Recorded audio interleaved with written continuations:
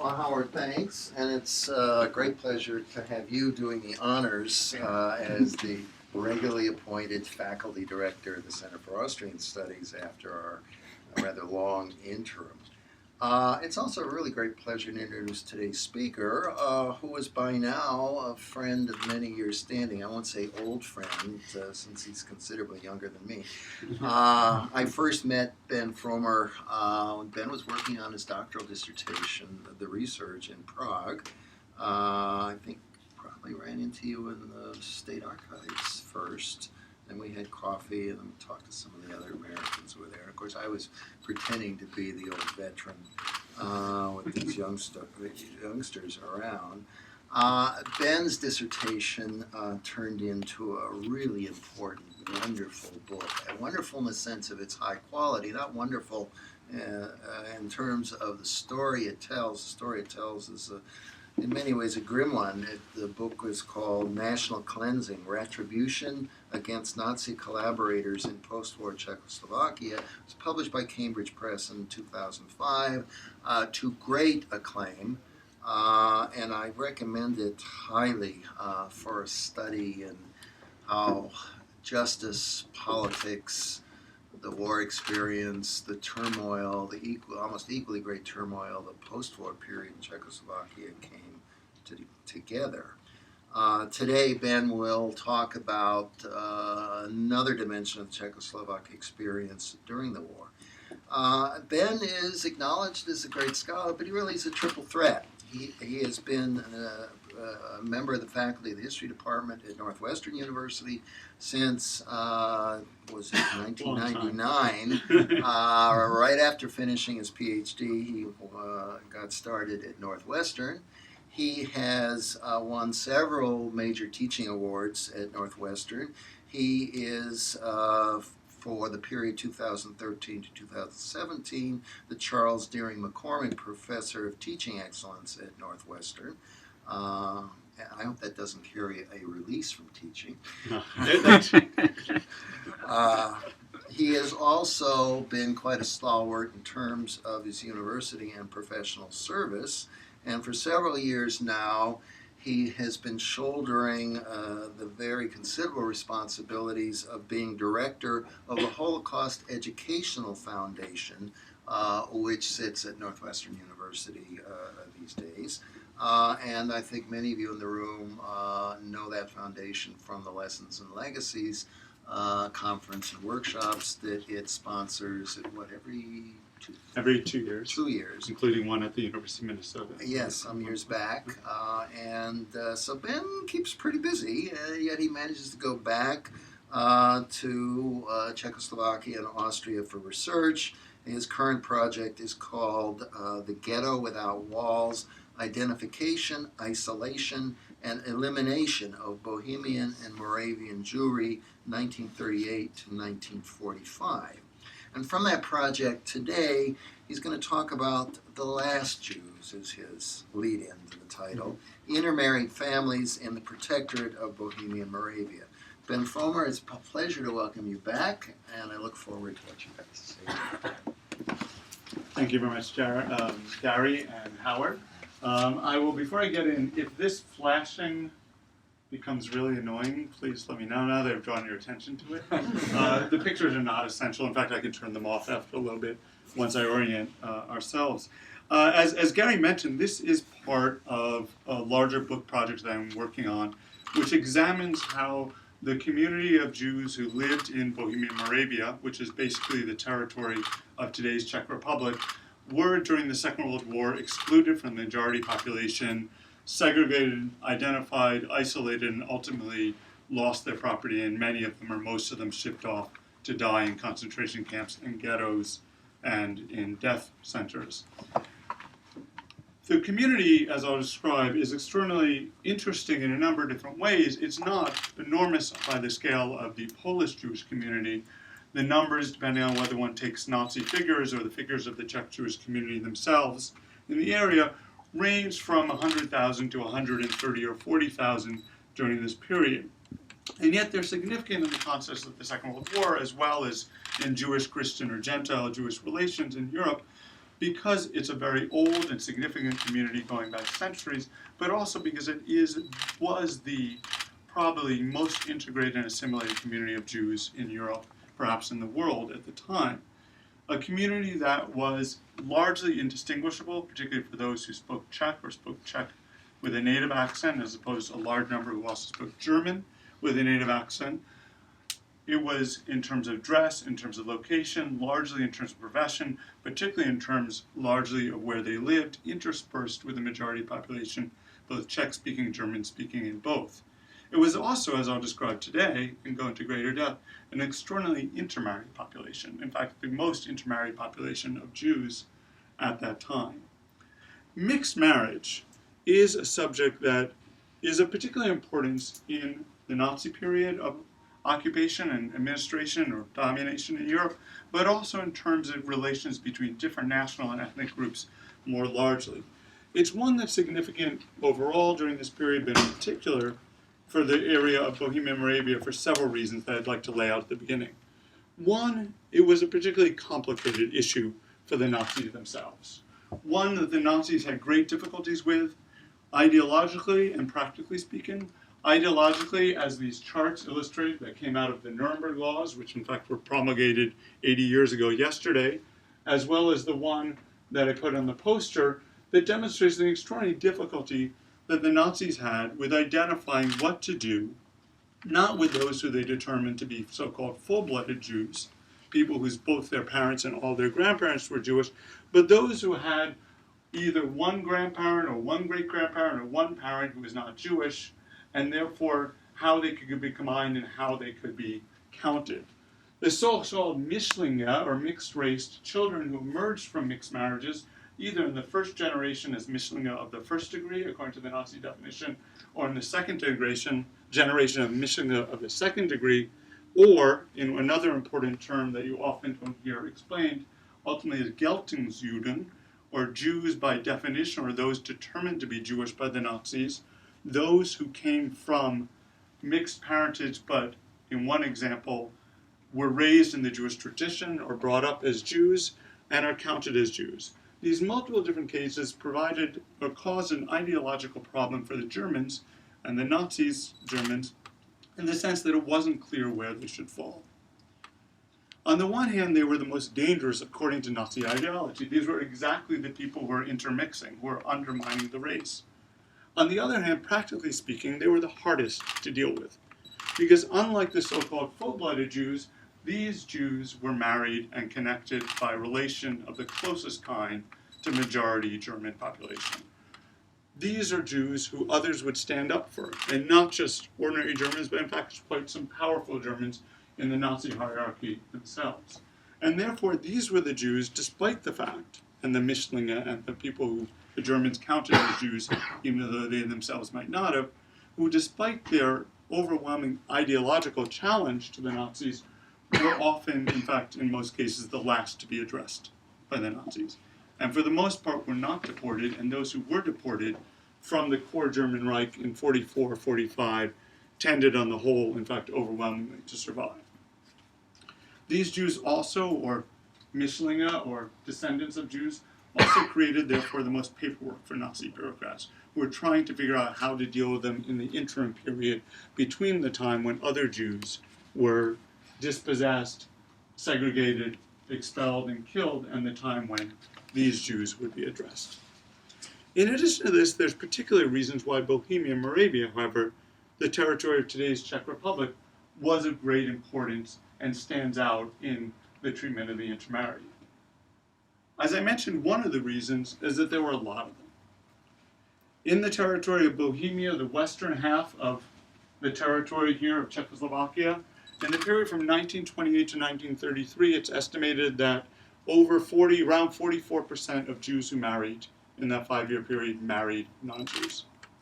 This continues after 33 in this territory because Czechoslovakia remains an open democratic society in the period up to 1938, during which Jews have full civic and property rights and the ability to participate and marry as they wish. And therefore, this is a considerable community. In Moravia, it's some 30%, that's the second area of what is the western part of Czechoslovakia, of Jews in that period marry non-Jews. This continues, as I mentioned, after 33, after 35, because while you have the Nuremberg law banning Jewish marriages between Jews and non-Jews in Germany, in Czechoslovakia this continues to 1938, when the country loses its borderland territories to Germany as part of the Munich settlement, the so-called Sudetenland, leaving a rump Czechoslovakia for a period of 6 months until March of 1939, when the Germans march into the rest of it and establish a protectorate of Bohemia and Moravia over this territory, and in fact over this territory too. This was a slightly ambitious map of Slovakia that never came to pass. Imagine that extends there. Marriages actually remain legal between Jews and non-Jews, or Jews and Czechs at least, in this period until 1942. So whereas Germans in Germany itself, or in Austria in Germany itself from 35 with the Nuremberg laws, in Austria from March of 38, in this territory of Bohemia and Moravia, from either the fall of 38 or March of 39, could not marry Jews, Czechs still could marry Jews if they were willing to take the risk until 1942. What this meant, and that example shows, is that another reason, in addition to the frequency, why this territory shows up as important, is the great complexity of it. In Germany itself, in the Reich and then in Austria, the Ostmark, the Germans under the Nazis came up with several different categories of Jews married to Christians.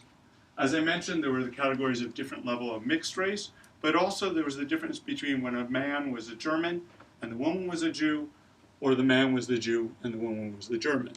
Under the qualification of so-called privileged and unprivileged marriages, which also depended on what the children were, if there were children, and what religion, their identity they professed, Germans categorized Jews married to Germans according to different levels of requirements. And there were actually effects of this, whether a Jew had to wear a star or not when they were married to a German, what happened to their property.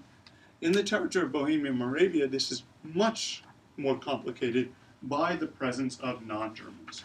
In 1939, when Germany invades and occupies the territory, it's the first time that Nazi Germany encounters and occupies a large population of non-German speakers.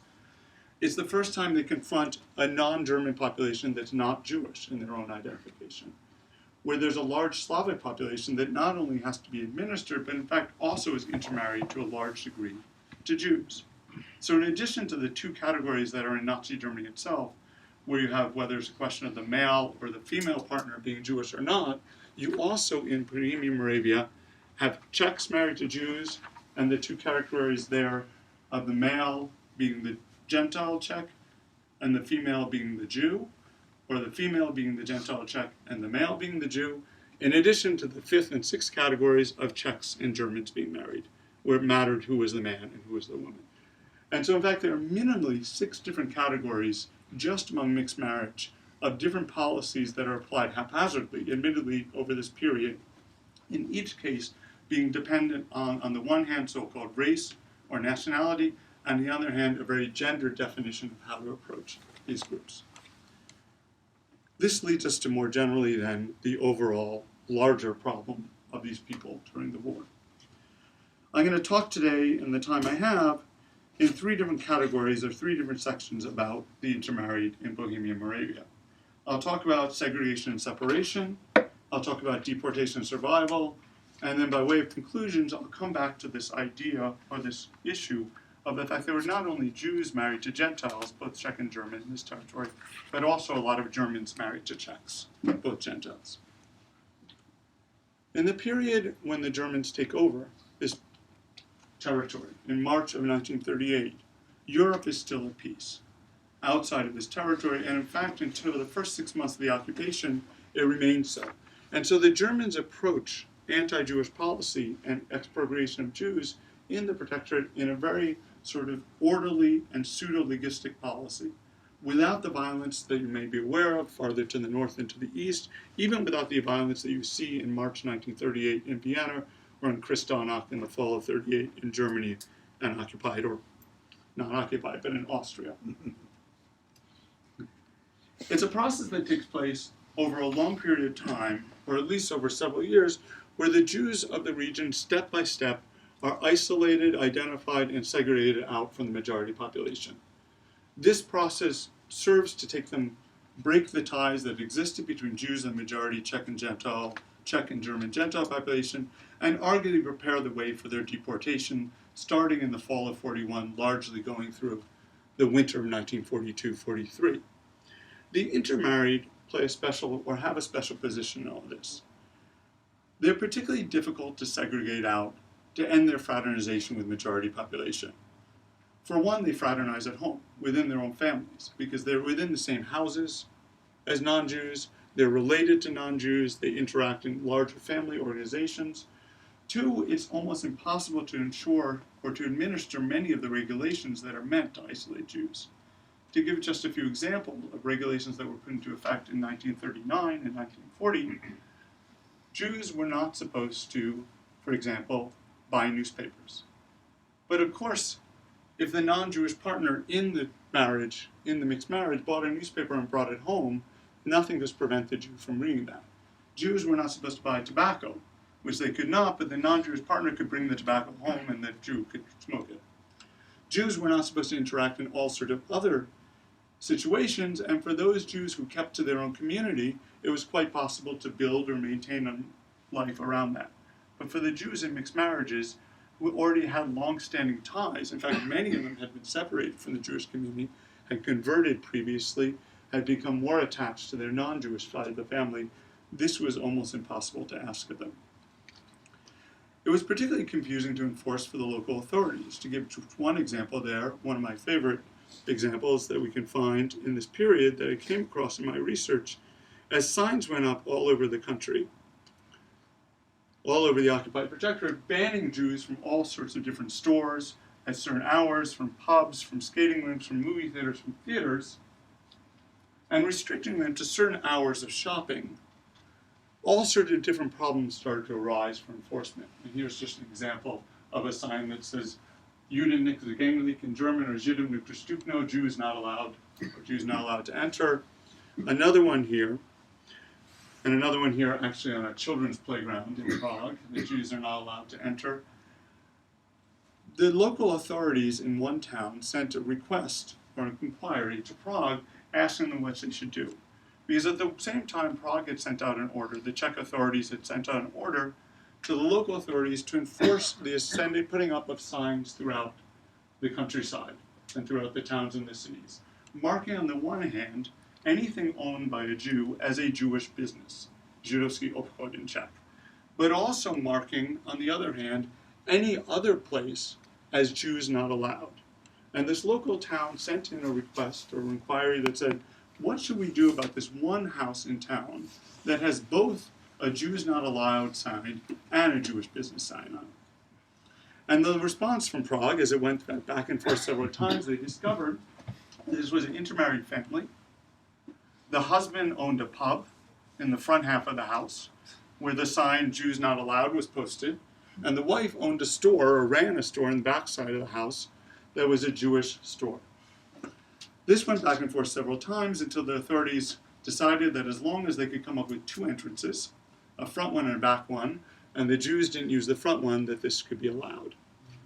This follows on many other similar problems that develop, in particular having to do with the limitation on hours. They come across in an importantly, significantly for the individual families, gendered fashion. Because it mattered who the Jew was, whether it was the man or the woman. It matters in Germany ultimately because, again, Jewish women married to German men don't have to wear the yellow stars. It matters in the Protectorate in Germany because property is determined by who the male is, whether it's Jewish property or not Jewish property. But it matters also in individual families because the burden of doing housework, of taking care of the kids, and shopping is not distributed evenly. In a situation in which the man is the Jew, start with the other one, in a situation where the man is the Gentile, German or Czech, and the wife is the Jew, the man, at least initially, would keep his job, his earnings, his position in society, and the property would not be marked as Jewish. But how could his wife, who was staying at home and normally did the shopping, shop when Jews were limited to certain hours of the day? In this case, 11 to 12, which is later, but earlier, actually in the late afternoon hours when often stores, especially in wartime conditions, were out of a lot of their goods. How, on the other hand, what should she do? Could she shop for her Gentile husband? Could she use his ration coupons? Could she, even though she was a Jew herself, at non-Jewish hours, was a problem they tried to resolve? Or the other hand, in the case that the man was a Jew and the woman was a Gentile, could the Gentile woman shop with Jewish ration coupons at other times of the day? Or could she only stop during the Jewish hours? And eventually the situation was resolved to the extent that depending on the coupons ultimately determined when one could shop. The differences in property, the differences in whether one could use stars, and ultimately the differences in deportation is something that I'll come to in a little bit. Intermarried Jews were singled out for enforcement because quite often they did not follow the rules. They did not follow the rules either because they were so confusing in the case of intermarried families, or because of their connections to non-Jews, they often found ways to get around it. And so they became the target of quite a lot of denunciations and follow-up investigations that you can follow in the records of the police, of the local authorities, of the central authorities in this territory. Ariski Boy, or Aryan Struggle, a newspaper that I focused on at some length in my research, was one that focused a lot on these mixed-married Jews in a series of pages in every week that were published with reports and denunciations from all sorts of regions around the country about the ways in which Jews are not following the regulations. Jews, for example, were not allowed to have bicycles, but an intermarried Jew was seen riding a bicycle and was denounced. But of course she claimed then it was her husband's bicycle and not hers. Mixed marriage people attempted to get around these regulations ultimately by following up on a promise made by the Czech authorities, the local or the actual administration of the Protectorate underneath the Nazi control at the top, to allow exemptions for a certain number of Jews who had demonstrated that they were patriotic and loyal to the state. The Czech authorities encouraged people to apply for the exemptions. Over 1,000 people did. In the end, the Czech authorities, led by the state president, which was a position in Prague at the time, by Emil Haka, who had been the leader of the country right before the Germans took over, went through all these 1,000 petitions plus and selected 41 of them for approval that they sent on to the German in charge of the Reichsprotector. In the end, the Germans didn't approve any of them. But it is indicative that of those 41 that the Czech authorities sent on, 36 of them actually were from Jews who were in mixed marriages. One of them was from a mixed marriage child. And so again, this is an illustration of how this was the focus of the authorities and an attempt to get these people, at least in part, around the regulations restricting Jews and giving them so-called honorary Aryan status. These exemptions were ultimately unsuccessful, and yet the results of the petitions are quite interesting to read because they give an insight, since so many of the mixed married families applied for them, they give an insight to the situation that these individuals played or faced. They were made to fill out questionnaires with 26 different questions about their families, their heritage, their ancestry, how they had acted, whether they had been arrested, whether they had been loyal to the state. And they responded with petitions and letters of support from all sorts of different people, including some of the highest ranking officials in the country. These petitions show quite dramatically, and in fact quite awfully, the particular existential situation that the intermarried families found themselves in. On the one hand, their situation was certainly far better than so-called full-blooded Jews. They were exempt from any restrictions. They were not included in the deportations initially in 1941 to 1943. And they had connections to non-Jews who would allow them to get goods and services that they could reach out to that other Jews could not. On the other hand, they faced a particular existential crisis that the so-called full-blooded Jews did not necessarily, or the married Jews married to Jews, homogeneously married Jews, which is that their partner was not in the same situation, which is that they, in their own view, sometimes, or that of their partner, brought down upon the family a particularly horrific situation, where their partner could be punished, or their property could be seized, or their partner ultimately could lose their job, thanks to the fact that this person was married to a Jew.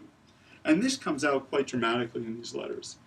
It comes out in the letters, on the one hand, those who had been converted decades, in fact in the 19th century, now suddenly finding themselves determined as Jews. Cases where people's grandparents had been converted, or had converted, were counted as Jews. A case which this letter is an example of that, of a 10-year-old girl who sends in a petition to the authorities for asking for her family to be exempted from the anti-Jewish measures because she had been kicked out of the school because she could not go to the school as a Jewish child, even though while her father was a Jew, her mother was a Christian. She was counted as a Jew because she'd been brought up in the Jewish faith. Actually, in that case, no, she hadn't been. She was counted as a Mishling, in fact. In that case, she had not been brought up in the Jewish faith. In her letter to the authorities, and quite poignant, you see, this is her sort of handwritten note to the authorities, she actually told the story of having been expelled from the school. And here I quote, "From the time I was 6 years old, I went to the Czech school. Not long ago appeared the ban that I'm no longer allowed to go to the Czech school because my daddy has Jewish blood. Mr. President, I so sadly miss Czech school. Mr. President, I don't want to have anything to do with those Jewish children. Daddy saw through those Jews well and doesn't want anything to do with them. Daddy and Mommy say that they never had any part in Jewish treasonous dealings." This is a letter obviously sanctioned by her father because the family remains together. A letter that resorts, in the writing of this 10-year-old, to all sorts of anti-Semitic tropes that appeals to the authorities and the language of the authorities. We can't know from it whether the child actually believes that, but we can know the family's story, which is that they get married in 1935. The family was a-religious. In 1938, in 1939, after the Germans take over, the mother and the daughter first convert. The daughter converts to Christianity. The father waits another 5 months, which is an indication of what a difficult decision it was for him. And yet this child writes this letter for approval. The local authorities were tasked with investigating the family, wrote a full report up on the family, which included the report from the police that the child looked Jewish, that the family, in fact, might simply be wanting to change for material advantage, and the local authorities recommended rejection of the petition, and it never went higher than that. A large number of these letters do appeal to anti-Semitic tropes, do write in the Nazi language in the way that Sheila Fitzpatrick, in her book about and her writings about denunciations in the Soviet Union, talks about people writing for the regime. And yet they tell us something, again, about the existential crisis that these people faced.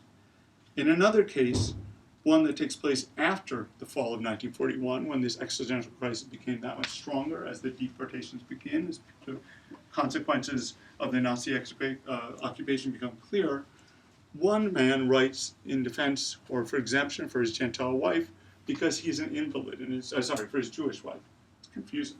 For his Jewish wife, he's a Gentile, he's a Czech, he's an invalid, and he's afraid his wife is going to be deported and he'll have no one left to care for him.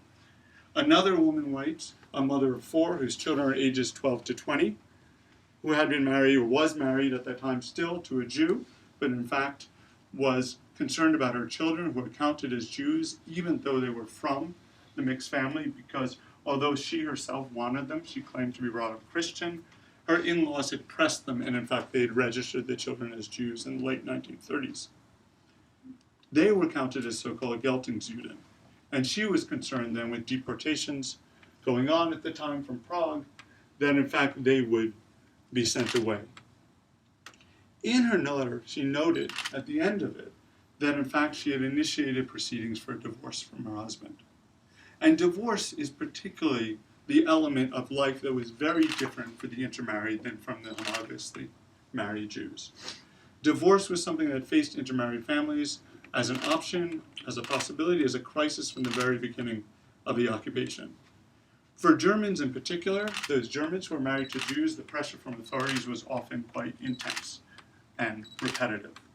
To give the example from a testimony in the USC Shoah Foundation archive from 2 sisters from the town of Slavonice, which is on the border down with Austria, whose father was a German and their mother a Jewish-speaking or a German-speaking Jew, or a Jewish German.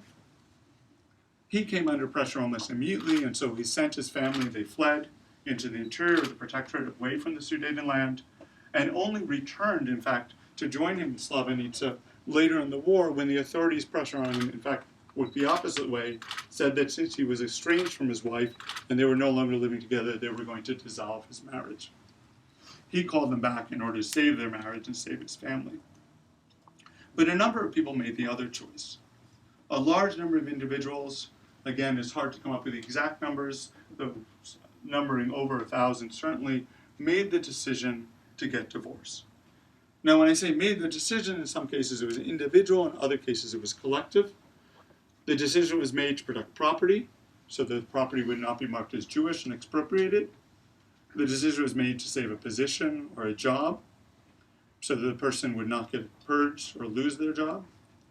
And the decision was made also to save children, ultimately. In terms of property, one example of a man who divorces his wife in order to hold on to the factory that was in the family name, but continues, in fact, to support her throughout the wartime, even after she's deported to Theresienstadt, the main concentration camp on the territory. Purges went on, as I'll talk about in a little bit, with individuals who lost their jobs or threatened to lose their jobs if they did not get divorced. And children, of course, the question was to try and save them, as I mentioned, from deportation. The reasons for why people got divorced are embedded in these files or often lost completely to time. It was not necessarily malicious. The malicious divorces certainly did occur. Individuals who were already in troubled marriages, who already had problems with their spouses, who seized the opportunity to get rid of their Jewish spouses during the war because it was easy and fast. One could simply claim racial reasons for divorce and would not have to settle with the Jew in any way or fashion. Other individuals who, for them, their advancement or the position were more important than their marriage. Not quite an example, but this is from, I'll get back to this. This is from the film The Protectorate, in which it is a film that came out in 2009, a Czech film about the wartime period, with a Czech Gentile and a Czech Jewish woman actress, and in fact, in many ways, about their difficulties in managing that during the wartime period. But there also were a lot of divorces that took place based on the mutual agreement of the spouses, for the good of the family. For the good of the family, to save the property, for example, because the property, if it was in the hands, if it was a Jewish man and a Gentile woman, if they stayed married, the property would be coded as Jewish and they would lose it. Whereas if they got divorced and it went to the hands of the Gentile wife, it could be saved for the family. Situations where the man was a Gentile and the wife was a Jew, where the man would lose his job potentially if they did not get a divorce. And situation again, which I can mention again about children. These decisions were made long before the time when the deportations began. They were decisions made in 1939 and 1940, or even in 1941, when these individuals had no idea about the ultimate consequences of their decision. In fact, the leading Nazis had no ideas at the time about the ultimate consequences of their decisions, whether they be desires or not, that eventually the Jews of Germany and this territory would be deported and killed. And in fact, from testimonies after the war that one can read from a number of, especially Jewish wives, who talk about their attempts to convince their Gentile husbands to divorce them, and their Gentile husbands did not, and ultimately saved their lives. And so quite often, individuals made these decisions without knowing the ultimate consequences, and even in 1941, 1942, attempt to remarry, which does not save. Because when the deportations begin, when the Germans start the deportation from this territory in the fall of 1941, divorced Jews are included, whereas married ones are not. Intermarried ones are not. An example of the different decisions that Jews made can be found in the Drost family, who ultimately ended up in Chicago, of different generations of intermarried Jews. The grandparents' generation was a German married to German-speaking Gentile married to a Jewish woman, and he decided to stay married because he was worried about what would happen to her without him. Their son was a Mischling married to a non-Jew, and he decided for the good of the family business that he would divorce his wife. They divorced, they separated, although they still remained in love, although they still remained in contact, although they saw each other whenever they could.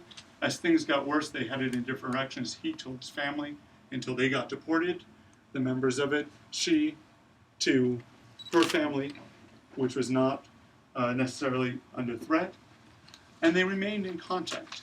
And in their words, and the words of many others at the time, they simply got divorced na oko, to the eye, a Czech term that's used, divorced on paper, but not in reality. And a large number of individuals also decide to get divorced legally to save property, to save jobs, but not in practice. Another example, a man named Karl Eben from Prague divorced his wife so that their property, their house in Prague, in the Brani part of Prague, a very nice area, could stay in her name and they wouldn't lose it, so they could take care of their daughter. But they remained in contact and he visited them regularly, always wearing, especially or after 1941, when Jews have to wear the yellow star, wearing a raincoat to cover the star. Especially after his daughter got sick, he visited on a daily basis. Until one day, in the newspaper Aryan Struggle, there appeared a denunciation that a certain Jew, him in fact by name, was visiting his Gentile wife and they really weren't divorced. The police investigated, the Czech police. He was arrested. He was sent to jail for 14 days and released, which was the maximum amount of time that could be given by at least Czech laws at the time, and released, and the family thought they were safe. But 3 months later, he was included in a transport to Terezín and then on to Auschwitz, and he died. Another man by the name of Bohuslav Lapsky, also from Prague, got denounced in Aryan Struggle. He worked for a private company in Prague. His boss called him in and told him, you have to divorce your wife or I'm going to have to remove you from your management position. He went to see a lawyer and with connivance of the lawyer, wrote up divorce papers, signed it, his wife signed it, they brought it in, they showed it to his boss. His boss said, okay, and then they tore up the papers. In fact, they entered it and removed it. I mean, one of the things, divorce proceedings still takes several months at the time. These information we have from post-war trials, where in fact surviving Jews or their relatives sometimes brought charges against people who maliciously divorced their spouses, or lawyers who aided in this process, or again, members of this newspaper who denounced these individuals. There's support even in some cases, which you can follow, for divorced spouses even after the divorce. Individuals who divorce their spouses, but because of course they in some cases maintain the relations as parents of the same children, maintain support for them not just when they're at large, still in Protectorate, but even in Terezín when they're imprisoned, sending packages, bribing guards in order to get in information and goods. In fact, in one of the cases, which we can follow from memoirs, even being able to meet in the gardens outside of Terezín under the eyes of the Czech guards, the Czech gendarmes, the police who watched it at the time. The numbers overall as divorced, as I mentioned, are hard to put a finger on.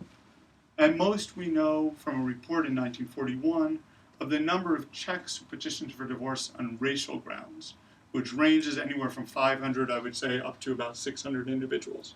But that wouldn't include those Jews who petitioned, and that wouldn't include those who petitioned for divorce under other grounds.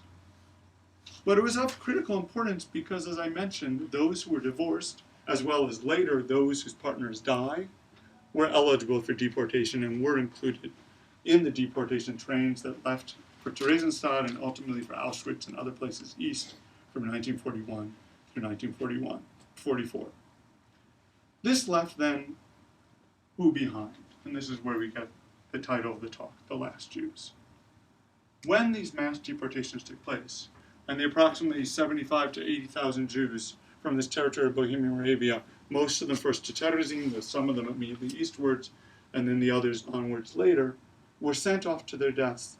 They left behind largely the intermarried.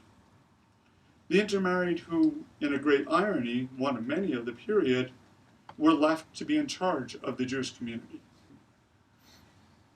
Individuals who were converted, again, in some cases back in 1887 or 1900, who wrote in their petitions that they had nothing to do with Jews, or in some cases that they didn't even like Jews, were suddenly the only individuals left in the village or in the town who could then be tasked by the official Jewish community authorities in Prague or by the Germans to catalog the property of Jews, to go into their houses after they were gone, to keep the records of the town, and become so-called V-men or men or sort of trusted individuals to be in charge.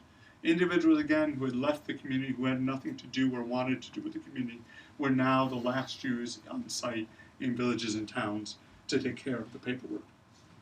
They were also the last individuals, for example, left in Prague in what became, or was at the time and still is today, the Jewish Museum, to catalog the wide and amazing collection of materials that were collected there during the war. The other ironies come fast and furious in this period because it really, from the time of the end of mass deportations in February of 1943 to the end of the war, the particular position of the intermarried was at great risk. Because not only the Jews in these marriages were put under pressure, but again, the pressure was ramped up on the non-Jews. On the non-Jewish partners who were called, according to the Nazi terminology at the time, forcibly, or related, though it had a pejorative sense, were focused on by authorities. Starting already in 1940, but ramping up in 1941 into 1942, the German authorities demand that those Gentiles who are married to Jews be removed from public service positions. It takes several months to develop these rules, but in April 1942, the Czech authorities declare that anyone married to a Jew can no longer serve the state. As a result of this, every single state official had to prepare a detailed questionnaire relating and explaining their family tree going back 2 generations. There are over 400,000 such bureaucrats or state officials in this territory, each of them going back in this massive genealogical project that to this day allows ordinary Czechs to go and actually find out who their ancestors were if they want in the archives. As a result of this, then, those individuals who remain married to Jews are purged from public service. In particular, this focuses on the police or the gendarme, and on those who don't give in to pressure at this point, by which point, in fact, it's quite clear what the consequences are. A ban of marriage is then put into effect in 1942, finally. Another bizarre and strange irony of this moment is captured in this film from the 1980s, based on an earlier quasi-memoir novel called The Death of the Beautiful Deer, or Smrt krásných srdců, which is the story of a Jewish man married to a Gentile woman who actually is faced with a situation not unheard of in this period of seeing his children deported before he himself even was. Because if, again, under this classification of Geltungsjuden, such that if you're a Mischling, or if their children are Mischlinge, mixed-race children who are raised in the Jewish tradition are registered Jews, they're counted as full-blooded Jews, they then were subject to deportation already in 1942, 1943. And upon reaching the age of 14 in the Protectorate, they could be deported. And so this family in the film, or many families in real life, including that of Peter Ginz, who had become famous posthumously thanks to the survival of his diary from Terezin, the children were deported when they turned 14, and yet their one Jewish parent remained at home. I mean, just the absolute horror of this experience for these individuals is extraordinarily difficult to capture. And in fact, in the case of Peter Ginz, who was deported at age 14 and does die, having been deported, his sister survives because she was younger than 14. So in fact, the younger child survives, but the older child is killed. The absurdity of this gets even worse in 1944, when as part of Aktion Tod, or Operation Tod, in order to create as much forced labor as possible to build the defenses of Germany, with the Allies getting closer and closer to the main homeland, the Germans decide to impress all Mischlinge that they can find, as well as the Versehrte, in Germany itself, in Austria, and actually first in the Protectorate. That those married to Germans are going to be put to forced labor. And so starting in the summer and working into the fall of 1944, in fact, in the opposite situation of a Jewish woman and a Gentile man, it's possible for their children already to have been deported, for the husband, who is a Gentile, to be called up for forced labor, sent usually, in this case, to one of 2 camps, still within the Protectorate, though in other cases, in fact, to occupy Poland, leaving the Jewish wife home alone. Perhaps with the help of her husband's extended family, or perhaps with none, because, of course, she's the pariah that brought this all upon them.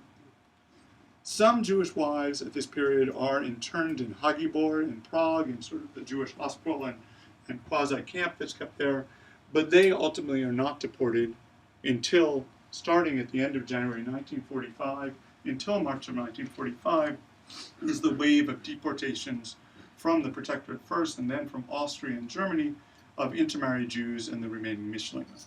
In fact, at this time, with the war's end on the horizon, with the Soviet troops getting closer and closer, both for Jews and Gentiles, the incentive and the possibility of hiding is much greater, of escaping, and so not all intermarried Jews are caught up.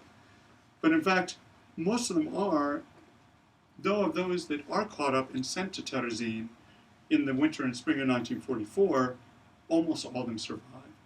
3,654 are sent off in a series of transports. Of those, only 23 die. 99.4% of those intermarried and Mischlinge Jews were deported in the winter of 1945 survive, such that, or for several reasons. One reason is simply that the deportations start on January 31st, 1945, and Auschwitz is liberated on January 27th, 4 days earlier, 1945. There is nowhere east for these Jews to be sent, so they all remain in Terezin. In fact, by this point, the Germans have opened Terezin to the Red Cross, not in the fake way they had the previous time, but in fact, somewhat significantly, and the intermarried Jewish families are able to send care packages to them. And in fact, a large number, in fact, almost all of them survive. Such that at the end of the war, more than one half of the Bohemian and Moravian Jews in Terezin are from these shipments of intermarried, transports of intermarried Mischlinge, and more than 1/3 of all those Jews who return to the territory from concentration camps are, in fact, intermarried. What this means by way of conclusion are several things. First, I'll start with a brief story, or a case, of two sisters from the town of Police in eastern Bohemia, near Pardubice and Hradec Králové. Two sisters, the only children of a Jewish couple, both of them married Gentiles. A not unusual situation. One of the sisters, the older one, married a gendarme, again, state police officer. He, under threat of losing his job, divorces her, although they remained married in their own minds, and she is deported along with her parents in 1942 to Terezin, and eventually all three of them to Auschwitz, where they perished. The younger sister, Marta, is married also to a Gentile, but he is not a gendarme. He does not have an official capacity, and they remain married. They remain married throughout the post-war, the wartime period. Their two daughters live with them until 1944, when her Gentile husband is called up and shipped off to Poland for forced labor. He is there into the winter of 44-45. In January, at the end of January 45, Marta Ederstein is sent to Terezin, leaving her two minor children, her two daughters, at home alone. Their father in forced labor in Poland, occupied Poland, their mother in Terezin. A woman who had taken care of them, their maid or their governess, takes them in, cares for them for the next few months. The husband, the Gentile, actually escapes as the Soviets cross into this territory, and essentially everyone flees from the camp and makes his way back to Police and hides and reestablishes contact with his daughters. And the mother returns in May 1945 from liberated Terezin. Returns to her full, intact nuclear family, but without any extended family. And that, by way of conclusion, brings up a couple of points I'd like to make. One, about the post-war, and two, then, actually the concluding points I'd like to make. First, a couple of words, if I can, about the post-war. One, return is different for the intermarried. Not only are there a lot more of them percentage-wise, but they return to something different. They return to a family, at least the Gentile half of the family. They return often or usually to a home, because the Gentile side of the family keeps the home, whether because the spouse is there or the brothers and sisters, the uncles and aunts, though of course there are a lot of familial issues that can play out. They return to property that they'd hidden with neighbors or relatives, because the neighbors and relatives expect them to return, or they're not sent off until very late. And so they're able to reassume lives, at least in their nuclear family. That's not true of the Jews who are not intermarried.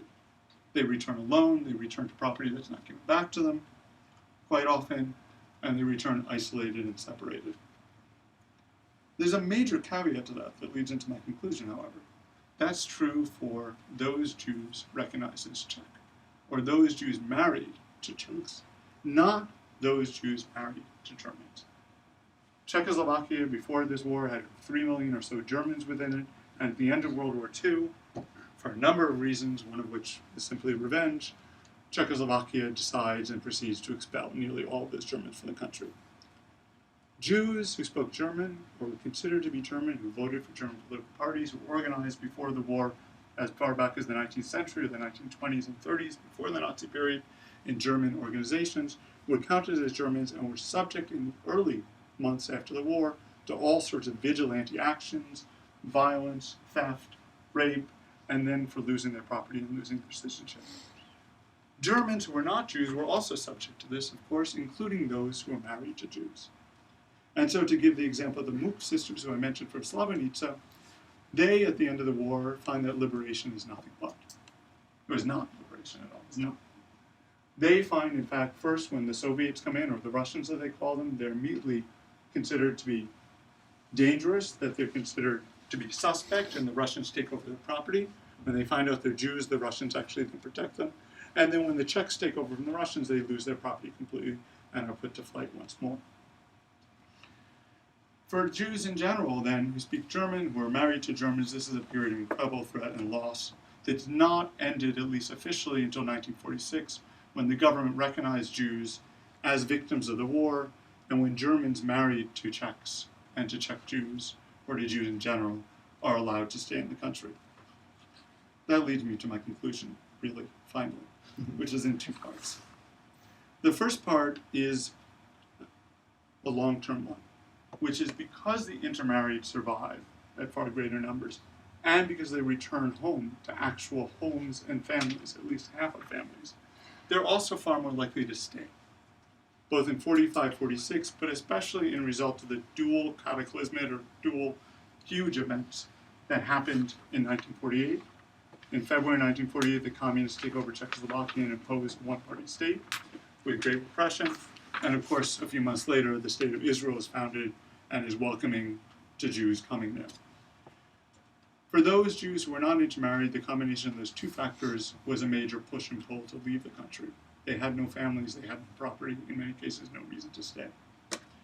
For those Jews who were married to Gentiles, who saw no reason to go to the state of Israel, who had extended families, they were more likely to stay.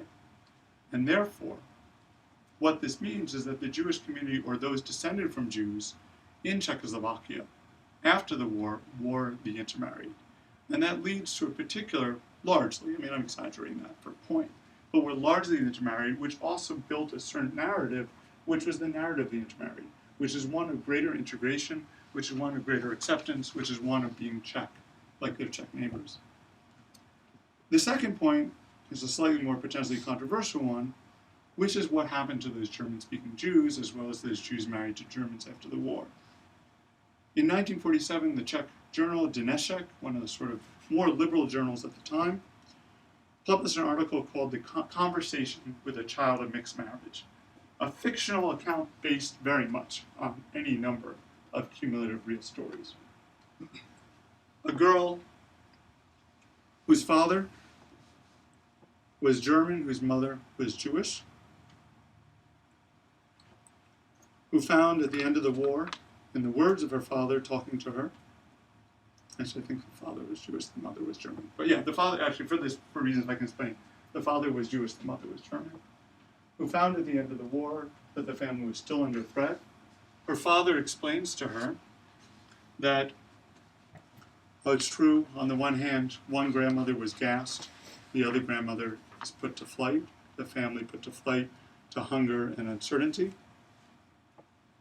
That in fact, there's no place for mixed marriage in a world that exists at the time. That there's a threat before and a threat after, and no reality of a future for such a family.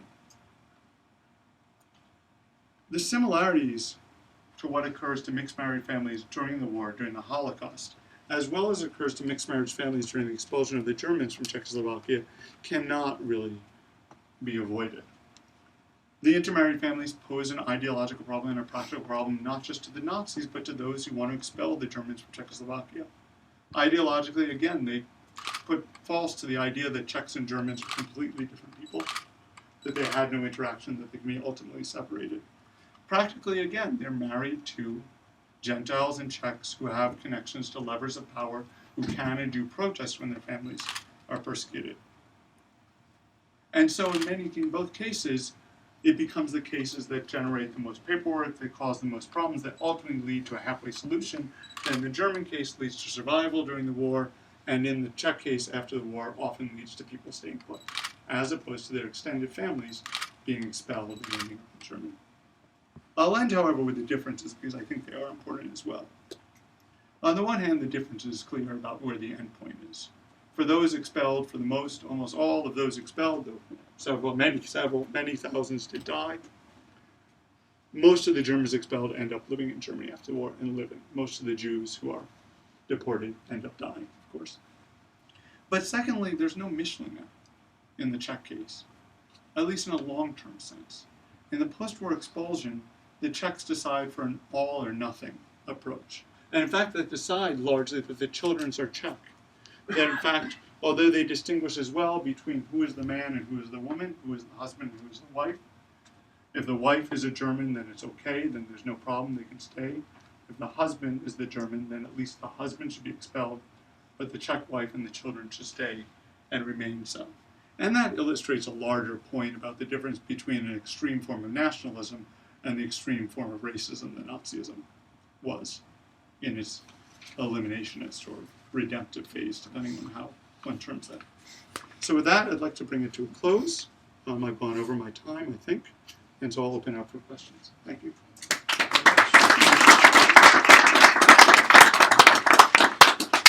And we do have time for questions. I think Professor Farmer can give them. Sure. So please. Yes, please. I just have a question. Since you mentioned the Shoah Foundation Visual History Archive, at least about 4 or 5 years ago, and I don't know if this has changed, Mischling was not a searchable keyword, which I think is very interesting given for a number of reasons. So I'm not sure if that's the case. Still, you had mentioned there was the one video testimony we were working with. Right. If that was coming up for you under the Czech category. Yeah. But I think it really illustrates precisely, the silkiness of this category. I don't know if they've changed it since then, but it wasn't about 4 years ago. That's very interesting. Yeah. I searched by geographical location, and therefore I haven't come across that. But there's a basic problem in the terminology in general, which is this sort of Geltungsüden, right, and Mischling, because Geltungsüden was a very important category during the war in practice. But the Jews themselves are basically unaware of this, and everyone is unaware of it, so that everyone refers to themselves as Mischling, when according to the Nazis, they're really not. And people are unclear about first degree and second degree, and people petition from move one to the other. So it is a very unclear category to everyone. It raises, I think my guess, that you would probably know better if you want to add on, is that the reason not to allow it is to sort of the competitive victimhood or who is a true survivor issue that comes into that and who, again, suffered the greater persecution. One of the issues in this film, one of the more poignant moments in this film, The Protectorate, is when one of her Jewish colleagues who had fled and tried to get away and thought he was going to immigrate ends up on the run and ends up trying to hide with her.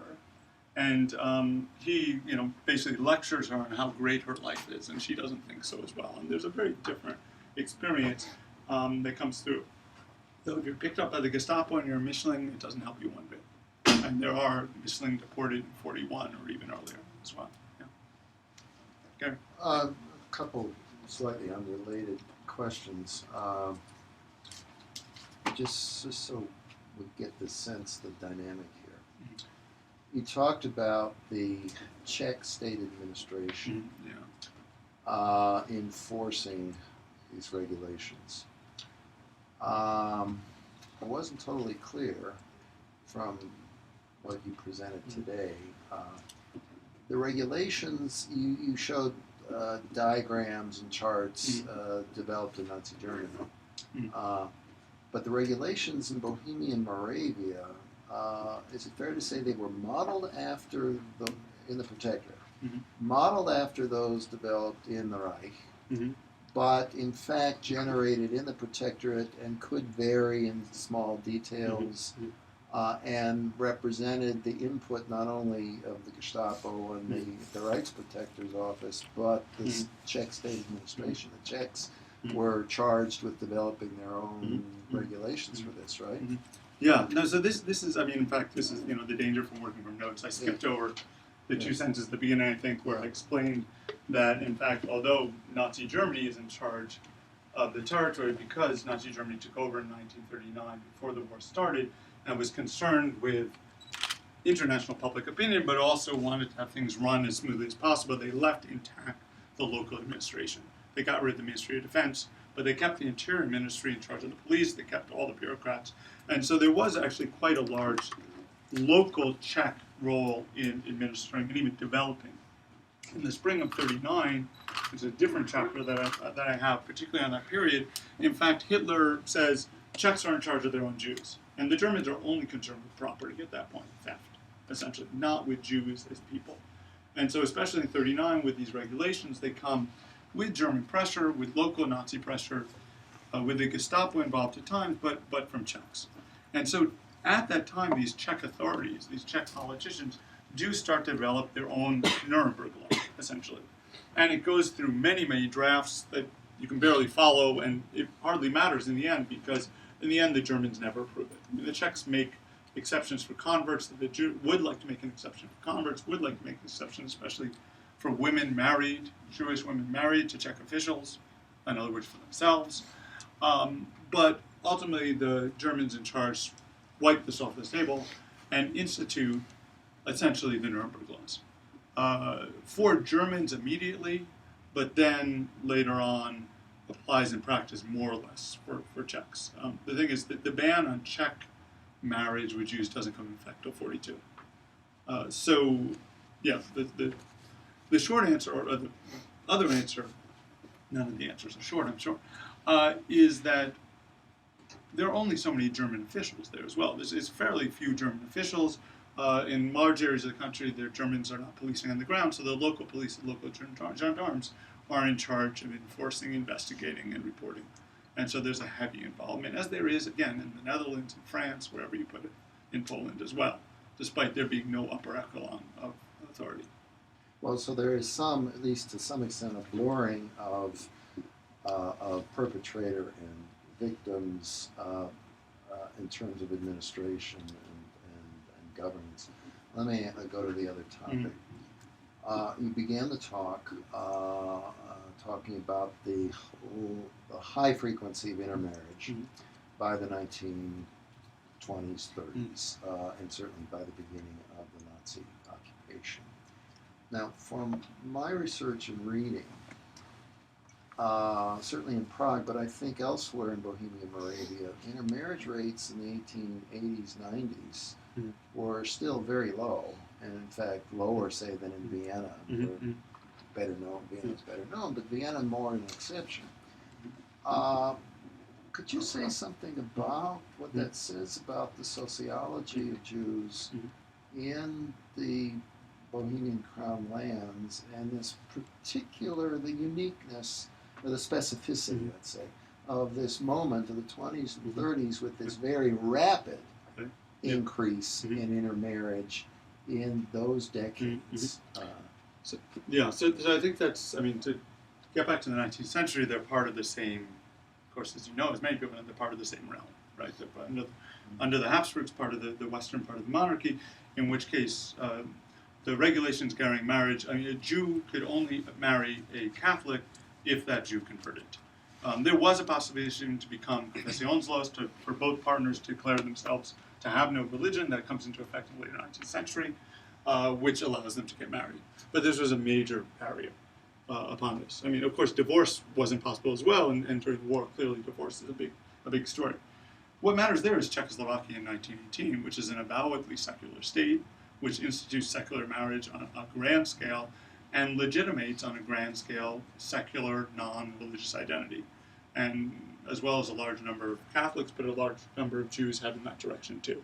And therefore it's possible in the interwar period to get married without not only adopting another religion, but in fact it's possible in the interwar period, and there are a number of cases that one runs across where the non-Jewish partner converts to Judaism and raises the kids as Jews, which creates a truly bizarre situation during the war that applies only to a few people who realize later in the war in 42, 43 that the Germans are only concerned with so-called race. And so even though they're recorded as Jews, according to the Jewish community of Prague, the Germans are okay with them being exempted if they just say so, because in fact they were born as Aryans. And so you have, as well as, the lists keep getting bigger and bigger as the Germans and local Czech authorities add more and more names, but occasionally someone will be crossed off the list. So what happens there is the institution of secular marriage, the large, widespread secularization, as well as the possibility of marrying and becoming Jewish, I think opens the doors widely to that. Whereas Austria remains a deeply Catholic country. Divorce also is legal in Czechoslovakia. And in fact, divorce during the war is a real problem for the Nazis in Austria, just with the Catholicism, where it isn't a problem in Bohemia and Moravia, which are far more secular. And so that's how I'd say that developed. And so it is very much, as you say, when I talk about those numbers, that is the interwar generation. The younger people, which again also then plays a role in the type of testimony we get today, because who's alive, only the ones to testify in the 1990s are the people who are younger in the 20s and 30s, who are the Czechoslovak generation, not the Habsburg or German generation. And we see that as well. Yeah, please. You addressed the post-war effects of intermarriage on the society, on the Czech Jewish community. I'm curious, because of the situation of Jews before and during the war that you've highlighted, I'm curious if when you're talking to or addressing people today, if Jewish communities look to these communities for evidence for or against intermarriage. I'm curious if you are approached with this by as a speaker today, and do you have a response, or how might you guide other educators in a response when they're trying to use this terrible period as evidence today? That's interesting. I would say don't use it as evidence, but I'll give you a more serious answer than that. The first I would say is when I talk about community, in the post-war period, I use it somewhat imprecisely, because there is an official Jewish community who are Jews, right? Now, some of those are Jews of two Jewish parents who remain religious and stay such. Some of them are products of intermarriage who stick to their Jewishness or discover their Jewishness, right? And some of these, some of the most important figures, including, up to the day, the main rabbi of the Czech Republic of Prague, Rabbi Sidon, is a product of an intermarriage, right? He survived. So these people, they survive. The question of intermarriage is an interesting one, and I have my own little twist on that, I think. But one is, there's the Sonnenschein, if you know that film, the Sunshine film from Hungary, model of this, which is that intermarriage was selling out and didn't save you anyway, right? But that's not what that's not, in fact, what happened, right? That's not what happened in Western and Central Europe, right? In fact, those Jews who assimilated to the greatest extent, to the extent that they intermarried, survived in far, far greater numbers. Whether they survived as Jews or not is the next question, right? So to the extent that biologically as individuals they survived and they have, children and grandchildren, that's true. But whether a Jewish community survives or not is a very different question. There's a strange twist to that. So I think that certainly in Germany, in the Protectorate, in Western Europe, intermarriage is, I don't want to say, you're just the numbers. 98% is the estimate in Germany itself of those Jews who survive at large are intermarried, and over 90% of intermarried Jews in Germany and Austria survive. We don't have numbers for the Protectorate, but it's going to be similar. There's a weird twist, which I can say for the Protectorate, that probably applies to Germany and Austria as well, which is this Edelstein family. Example I gave you shows it well. There are, however, differences within those intermarried families. And they're differences that are the reverse, actually, of the traditional story, which is that the more you had, the higher your position was, the more property you had, the more likely you were to get divorced. If you had nothing, you had nothing to lose. If your spouse had nothing, your spouse had nothing to lose. If you were a farm worker or ordinary labor, you didn't have to divorce to keep your job, right? If you didn't own a house, you didn't have to divorce to keep your house. So what actually happens is divorce is more likely to occur among the wealthier and the higher positioned, and therefore the wealthier and higher positioned intermarried Jews are more likely to die, which is different, I think, than the traditional idea that money buys you a shot at survival. I don't think that can be extended to non-intermarried Jews. It is very specific to the decision to why would someone divorce. But then there's a distinction from Germany, because the much high, as compared to the Bohemian Czech lands, there's a much higher rate of emigration of Jews out of Germany, because before the Nazis had began extermination, they wanted the Jews to immigrate. Whereas the time frame is shrunk for the Bohemian lands, and there isn't a period of high immigration of the richer Jews that's possible, or they don't feel pressure to do that when they could have immigrated. That's it. Immigration does all sorts of weird things to the German numbers, especially because 50% of the Jews leave, but also Bohemia and Moravia does too, because the numbers aren't insignificant. It's 25,000, 30,000 estimated. A number of those go to Hungary and Poland and France and Belgium. So how far they emigrate is not clear. But no, you're definitely right, and not just in terms of wealth. It gets back to my, the idea: who is likely to leave? The intermarried are not likely to leave, right? They have the stronger ties. They're not going to be able to convince their non-Jewish partners to get up and go. They don't feel as much a threat, and therefore also they're more likely, I would guess, although without any more than anecdotal evidence, they're more likely to remain. But you're definitely right. It also skews the age distribution in both places, more so in Germany, but in the Protectorate as well. People send their children away, not just Kindertransport, but teenagers and people in their 20s are more likely to get up and go, not just because they have the wherewithal and the strength, but also because nothing's tying them down. And so, yeah, that definitely plays out as well. It's an important point. Yes? A question. Yeah, Question Alex. about, I was just wondering if you could say a little bit more about Ariski Boy and what kind of a newspaper it was, who published it. It seems quite sort of like a broadsheet. Yeah, no, Ariski Boy is sort of one of my, sort of another big part of what I've worked on, because it's the Czech version of Der Stürmer, Julius Streicher's paper. And it's not by chance. I mean, there's connections between the two. The Germans set up something very similar, or expand on something very similar everywhere they go. Je suis partout in France, if you know the Brasillac trial, prints also denunciation letters. It's one of the things Brasillac has tried for and executed after the war. And so it's a broadsheet, it's anti-Semitic, but the heart of it are these pages and pages of denunciation letters that are collected. It's published weekly, the entire, from 1940 until basically the last week of the war, and they collect these letters.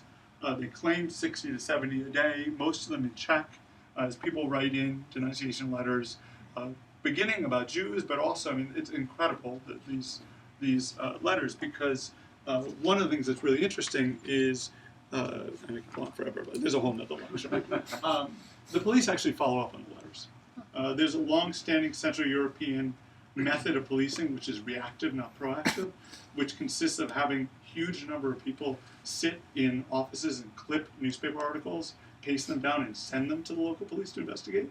And this goes on before the war. It goes on, I'm sure, in Austria. And it continues during the war. And so there are officials, Czech officials in Prague, who are reading these newspapers, pasting on the articles from Ariski Boy, and sending it to, this is Čáslav, you can't see that, to have the Čáslav police investigate. And the police report back, and the report back are absolutely fascinating, because in fact, one thing you learn is, of course, you can't trust lunatic anti-Semites who are writing in letters every day. Right? And these people make things up, and they see Jews where there are none, they claim things are being violated where they're not, even where it's the case that the police might be covering for someone. And again, I don't want to say great, because these are such awful stories, but there's one case where, in Prague, the Ministry of Interior in Prague sends one of these notices to the Prague police and says, this guy was seen in a pub, see if he was there. And the police write back and say, we're not even going to investigate this. This guy is not a Jew. He has a Jewish name. Leave us alone. right? And it repeatedly goes on like this, or Jews are accused of things that aren't going on at the time. And as time goes on, however, as on the one hand, these anti-Semites were real people. I mean, they're tried after the war. There's plenty of evidence. One of the interesting things, it seems like the letters are not made up. They're encouraged, but they're actually real people who write them down. They run out of Jews to denounce. There are no more Jews. So they denounce the intermarried. Then they start, of course, denouncing each other. Then they start imagining they were Jews. And then they just start complaining about rationing. And it goes on and on. But it's a real interesting window into these individuals, a number of whom were tried after the war. And I have a small section in my book about that. The punchline to all that is I have a small section in my book on trials about the punishment of the editors of this newspaper and the people who wrote in articles. What I don't have in that book is anything about the punishment of the police officer who investigated and arrested the Jews and the Gentiles. And the reason I don't is because there was no punishment of them after the war. That whole part of the equation was ignored. And actually, I didn't learn about it until I went back into the wartime archives. Perhaps one more. Two more. You had one, and these two part quickly. Howard did one. Oh, or you were just saying we should end. Sorry. Okay, go on. Okay, go on. Mine is try it. No, please add. Oh, thank you. You touched on this in your conclusion, so I was wanting to hear a little bit more. I'm curious about the gender dynamics during the post-war period. Specifically, what, if any, difference? And you touched on this period. What, if any, difference was there for survivors, Jews that came back to their communities who were married to Germans? How much did it differ whether or not that individual was male or female? If it differed at all, mattered at all. It mattered. To the extent that the most disadvantaged after the war were the most advantaged during the war. So to be a German man, at least in legally, I mean, in many ways it's always, to be a German woman was far worse because of rape and violence. But there were a number of cases of men as well. German men were given so-called Jewish rations, were made to wear, and German women as well, but the family was disadvantaged as a German family. If you came back so this again depends, it depends who the Jew is. I'll give it.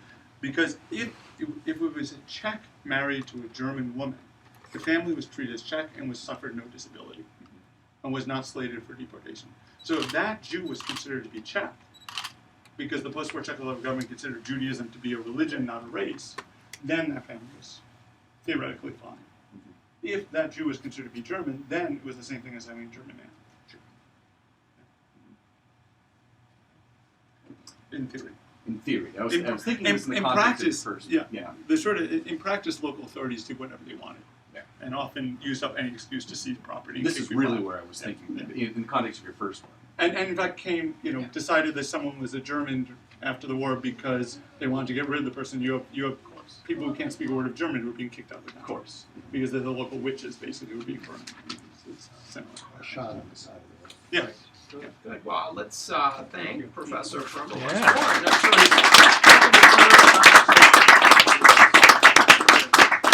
Thank you for the chance to speak and listen and help. Questions and answers. It's great. Thanks. Thank you.